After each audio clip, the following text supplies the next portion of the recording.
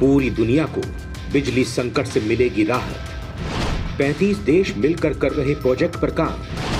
भारत के वैज्ञानिक भी निभा रहे महत्वपूर्ण भूमिका। कभी नहीं खत्म होने वाला मिलेगा ऊर्जा का अक्षय स्रोत। दोस्तों, विज्ञान एक ऐसा क्षेत्र रहा है जहां कुछ भी नामुमकिन नहीं है। कुछ साल पहले अगर कोई आसमान पर 2 सूरज चमकने की बात कहता तो शायद इसे कल्पना कहकर उसकी बात को हंसी में टाल दिया जाता, लेकिन अब ऐसा नहीं है। भारत समेत 35 देशों के विज्ञानी कृत्रिम सूरज पर काम कर रहे हैं। फ्रांस के सेंट पॉल लेस ड्यूरेंस इलाके में इस शोध के लिए विशाल प्रयोगशाला बनाई गई है। अगर यह प्रयोग सफल रहा तो मनुष्य को ऊर्जा का अक्षय स्रोत मिल जाएगा, जिससे खत्म होने का कोई डर नहीं रहेगा। यह सूरज असली सूरज की तरह आसमान में तो नहीं चमकेगा, लेकिन इसकी ऊर्जा से पूरी दुनिया रोशन जरूर होगी। दोस्तों, इस वीडियो में आप दुनिया के नए सूरज के बारे में जानेंगे। इसके साथ ही जानेंगे कि ये कैसे हमें ऊर्जा देगा और उसकी ताकत कितनी है। लेकिन इससे पहले आपको बता दें कि चीन ने सबसे पहले अपना नकली सूरज बना लिया है, जिसकी ताकत असली सूरज से 10 गुना बढ़ी है। तो आइए दुनिया के नकली सूरज के बारे में जानने से पहले चीन के आर्टिफिशियल सूरज के बारे में कुछ जान लेते हैं। इसके साथ ही जान लेते हैं कि किस किस ने इस ओर अपने कदम बढ़ाए हैं और सफलता हासिल की है। चीन की करामात से पूरी दुनिया हैरान। नकली सूरज की ताकत के आगे फीका पड़ा असली सूरज। चीन के आर्टिफिशियल सूरज की ताकत से टेंशन में आई दुनिया। दोस्तों, चीन की बात करें तो हमेशा यही सुनने में आता है कि चीन के आगे कुछ भी इम्पॉसिबल नहीं है। चीन ने ऐसे ऐसे आविष्कार किए हैं जिसके बारे में शायद दुनिया ने सोचना शुरू किया होगा। वहीं चीन ने वो काम कर डाला। इन्हीं कारनामों में नकली सूरज का नाम भी आता है।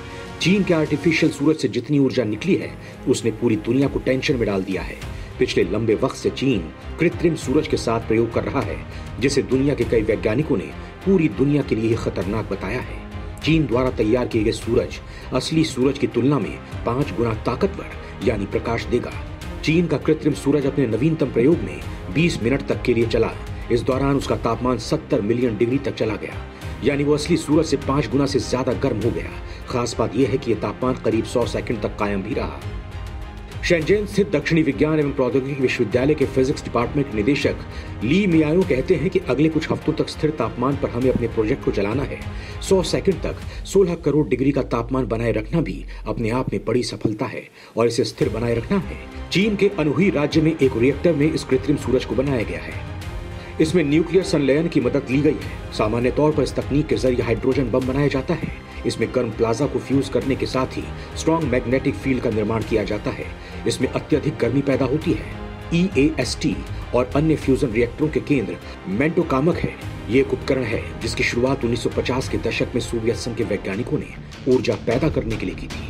एक टोकामक हाइड्रोजन आइसोटॉप को एक गोलाकार आकार में सीमित करने के लिए एक शक्तिशाली चुंबकीय क्षेत्र का इस्तेमाल करता है और ये कोल्ड सेब के समान होता है, जहां संलयन के बाद उत्पन्न ऊर्जा माइक्रोवेव द्वारा प्लाज्मा में गर्म होते हैं। यहाँ आपको बता दें कि प्लाज्मा वो है जिसे अक्सर ठोस, तरल और गैस के बाद पदार्थ की चौथी अवस्था के रूप में संदर्भित किया जाता है और ये तब उत्पन्न होता है जब गैस में परमाणु आयोनाइज्ड हो जाते हैं। प्लाज्मा इतना गर्म पदार्थ है कि इसमें इलेक्ट्रॉनों को परमाणुओं से अलग कर दिया जाता है, जिससे एक आयोनाइज्ड गैस बन जाती है। चीन का कहना है कि उसके रिएक्टर को परमाणु संलयन प्रक्रिया को दोहराने के लिए डिजाइन किया गया है, जो प्राकृतिक रूप से सूर्य और तारों में होती है, ताकि लगभग अनंत स्वच्छ ऊर्जा निकाली जा सके। चीन के बाद फ्रांस बना रहा है कृत्रिम सूरज। भारत के वैज्ञानिक भी कर रहे मदद। दुनिया के 35 देशों के वैज्ञानिक हैं शामिल। पूरी दुनिया को बिजली संकट से मिलेगा छुटकारा। चीन के बाद फ्रांस में भी न्यूक्लियर फ्यूजन का काम किया जा रहा है। फ्रांस में दक्षिणी के पहाड़ी इलाके में इस तरह का सूर्य बनाने की तैयारी चल रही है, जो दुनिया भर को साफ और स्वच्छ ऊर्जा के स्रोत प्रदान कर सकता है। इस प्रयोग में भारत के वैज्ञानिकों का भी योगदान माना जा रहा है। इसके अलावा 35 देशों के वैज्ञानिक इसमें शामिल हैं। माना जा रहा है कि सूरज के तैयार होते ही मानव इतिहास का सबसे बड़ा ऊर्जा का संकट समाप्त हो जाएगा। इसके साथ ही इस कृत्रिम सूर्य से जलवायु परिवर्तन की आफत से भी धरती को राहत मिलेगी। बताया जा रहा है कि दुनिया भर के देश का शामिल यह प्रोजेक्ट 2025 में पूरा होगा। न्यूक्लियर फ्यूजन पर अपनी बादशाहत कायम करने की कोशिश कर रहे वैज्ञानिक इस सूरज को इतना ताकतवर बना रहे हैं कि इसके 1 ग्राम परमाणु ईंधन से 8 टन तेल के बराबर ऊर्जा बन सके।